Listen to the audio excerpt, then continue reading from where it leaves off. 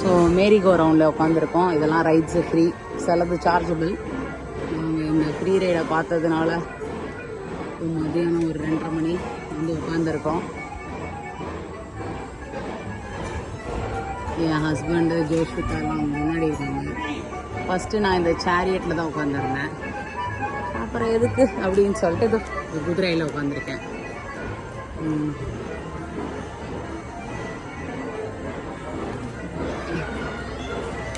இதோ இந்த குதிரையோட தம்பி தான் இது.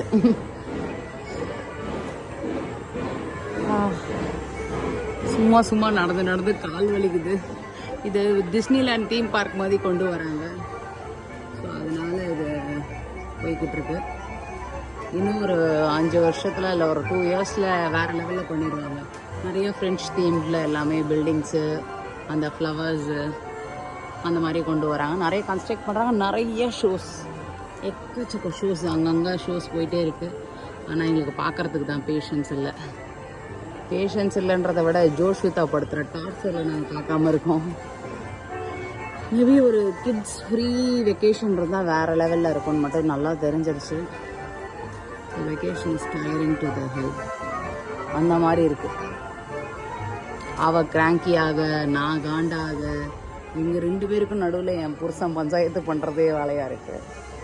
But in those things between I don't want to miss the special moments with him. அவர் தான் அவளை மேய்ச்சிக்கிட்டு இருக்காரு. அவர் தான் அவங்க உட்காந்துருக்காரு 2 ஆண்டிஸ்க்கு நடுவில்.